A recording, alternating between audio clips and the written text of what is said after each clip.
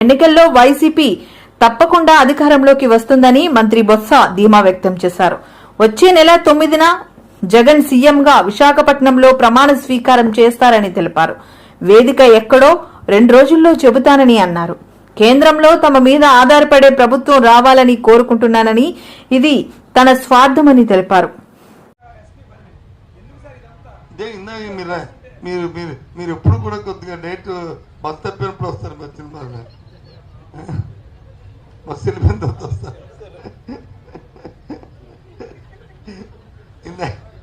ఇందాక చెప్పాను బాబు, ఇందాక చెప్పాను ఇందాక చెప్పాను ఏం చెప్పానంటే, ఈయన ఎన్నికల ప్రక్రియ ప్రారంభమైనప్పుడు తెలుగుదేశం పార్టీ కూటమి నాయకులు ఫిర్యాదు ఇచ్చి లా అండ్ ఆర్డర్ మీద, రాష్ట్రంలో అధికారుల మీద ఇక్కడే మనం మాట్లాడుకుందాం, నేను అదిగా ఇచ్చి ఎవరైతే ఒక రిటైర్డ్ పోలీస్ ఆఫీసర్ని, ఇంతమంది దేశంలో అధికారులు ఉంటుండగా ఆఫీసర్ని వచ్చి పర్యవేక్షణ చేశారో, అతని పర్యవేక్షణలో ఏ పోలీస్ అధికారిని ఏ జిల్లాలో మార్చారో ఆ జిల్లాలోనే సంఘటనలు జరిగాయి. అదేనండి మేము కలెక్టర్కి, సెంట్రల్ ఎలక్షన్ కమిషన్కి అన్నింటికి కంప్లైంట్ చేస్తాం. దాని మీదే, అంతేగాని అక్కడెక్కడ మాది కాదే అధికారుల నిర్లక్ష్యం, అది జరగకూడదని కోరుకుంటున్నాం. అందుకే కదా ఇప్పుడు ఏం చెప్పాను, ఇప్పుడు నేను నిన్న వైజాగ్లో ఒక సంఘటన జరిగిందని, అది కక్షలతో, అది రాజకీయ కక్షలతో కాదని నా అభిప్రాయం. ఒకవేళ అది రాజకీయాల కోసం జరిగితే మొత్తం పోలీసులు ఉపేక్షించొద్దు, ఏ పార్టీ వాళ్ళైనా సరే. కానీ సైమల్టేనియస్గా రాజకీయ నాయకులు కూడా రాజకీయ స్వార్థం కోసం, రాజకీయ స్వలాభం కోసం అలాంటి సంఘటనలు మేము ఆడుకోవద్దు. శాంతియుతంగా ఉన్న మన ఉత్తాంధ్ర ప్రాంతాల్లో ఇలాంటి మళ్ళీ తేవద్దు, దయచేసి కోరుతున్నాను. సైమల్టేనియస్గా పోలీసులు కూడా సీరియస్గా మీరు ఉండాలనేది నా తాలూకా డిమాండ్, నా రిక్వెస్ట్. నేనేమి మా పార్టీ ఆ పార్టీ అన్నా కదా, నేను ఎవరిని కూడా ఉపయోగిస్తున్నాం ఇలాంటి సంఘటనలు వస్తే మాకు. అది పొలిటికల్ లీడర్ అయితే, అదే వ్యక్తిగతంగా ఓ 2 ఫ్యామిలీలో రెండు ఇదో, లేదా కొళాయి దగ్గర తగువ, లేదా ఇంకో తగులో వస్తే దానికి మనం ఏం చేయలేము. చెప్పండి ఏంటి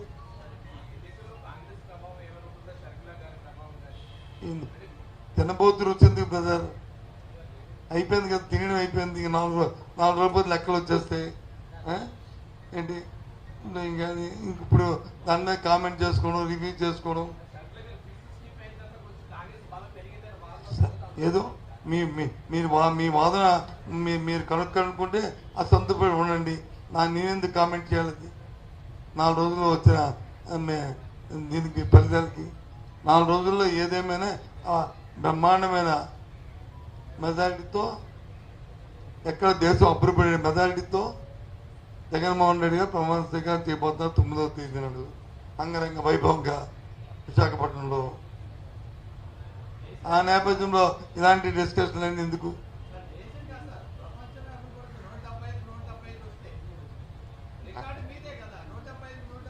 ఓకే చూడు, అది కూడా దేశంలో అవ్వాలని కోరుకున్నాం మేము. మీరు ప్రపంచం అభివృద్ధిని వస్తే 170 రావాలి, 170 దగ్గరగా వస్తాయని చెప్పేసి నేను చెప్పింది. అది ఒకటి తగ్గొచ్చు, 2 తగ్గొచ్చు. అది నీ అభిప్రాయాలకి అయితే చంద్రబాబు పవన్ కళ్యాణ్ గెలుస్తారంటే వాళ్ళు కొడుకు పోను, వాళ్ళు బామ్మర్ది ఓడిపోతారు. నేను పేరు ఎత్తాను, నేను మీ అందరూ చెప్తున్నాను పేరు ఎత్తానండి. నేను పేరు ఎవరి ఎత్తానా? నేను ఒక్కరి పేరు ఎత్తలేదు, నేను ఎవరిని కించపరచలేదు, ఎవరిని అవమానపరచలేదు. ఆ 100% నియామకం వెనకాతల కొన్ని ఒత్తిడితో అతను వచ్చాడనేది మేము అనుకుంటున్నాం. అందుకే దేశంలో ఇంతమంది సీనియర్ అధికారులు ఉంటుండగా నువ్వు ఒక రిటైర్డ్ అధికారిని ఎందుకు ఇవ్వాల్సి వచ్చింది? రిటైర్డ్ అధికారికి ఏ అకౌంటబిలిటీ ఉంటుంది? ఒక రిటైర్డ్ అధికారి వస్తాడు, ఇంకో రిటైర్డ్ అధికారి ఇంటికి వచ్చి రాత్రి సీక్రెట్గా భోజనం చేస్తారు, మన్నాడు వచ్చి యాక్షన్లు ఉంటాయి. ఇంకెక్కడ మీరు మాట్లాడుతున్న ఈ అపవాదులకి, ఈ ఈ సస్పెన్షన్కి అసలు తావు కూడా ఎందుకు తావు ఇవ్వాలి? తావు ఇవ్వకూడదు కదా. మనం అది ఉంటుంది.